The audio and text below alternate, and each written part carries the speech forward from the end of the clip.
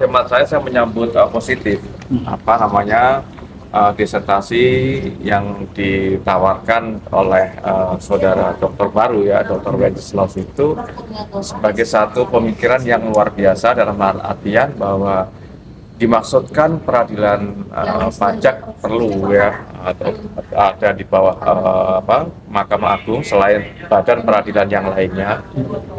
Kenapa kok demikian? Karena intinya adalah satu, ini lebih memberikan independensi pengadilan khususnya mengenai perkara-perkara pajak, memberikan keadilan bagi siapa? Bagi pemohon, dalam hal ini adalah terutama Fiskus, dan juga bagi pihak kementerian terkait ya, Kementerian Keuangan dalam hal ini yang sebagai pihak yang memungut pajak. Sehingga dengan adanya peradilan tersendiri ini memberikan satu jaminan independensi, ya, tidak ada intervensi dari eksekutif berkaitan dengan hakim yang nanti akan memeriksa dan mengadili perkara-perkara pajak. Saya kira ide dasarnya itu, dan ini menjadi menarik karena memang sudah ada putusan Mahkamah Konstitusi yang putusan MK nomor 26 tahun 2023 yang mengamanatkan bahwa peradilan pajak itu memang mestinya harus semuanya berada di bawah Mahkamah Agung, baik dari aspek teknis pembinaannya, organisasi maupun juga keuangan dan seterusnya. Sehingga ini penting.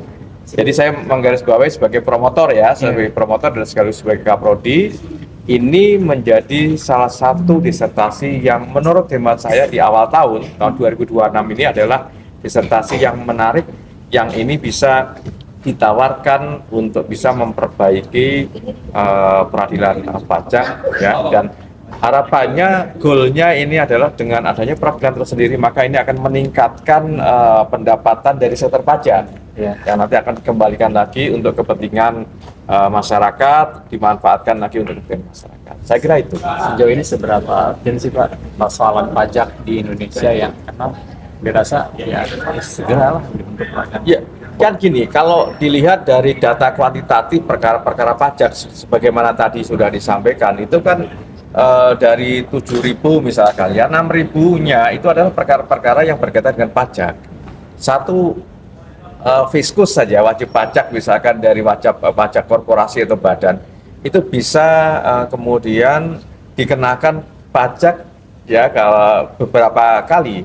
Nah, oleh karena itu untuk memberikan satu jaminan ngitung yang benar, yang benar-benar mencerminkan keadilan bagi mereka, maka saya kira ide peradilan pajak di bawah Mahkamah Agung ya sebagai salah satu kamar peradilan tersendiri itu menjadi sesuatu yang mesti harus segera diwujudkan gitu ya. Meskipun ini effortnya berat, saya kira kan tadi kan disampaikan ada tergantung juga dari political will dari pimpinan di Mahkamah Agung, kemudian tergantung juga berkaitan dengan peran DPR, karena DPR dalam rangka melakukan satu perubahan peraturan perundang-undangan kan, ini menjadi satu hal yang tapi mau tidak mau ini harus segera dilaksanakan menurut saya, diimplementasikan pasca putusan MK 26 tadi. Ya, Pak.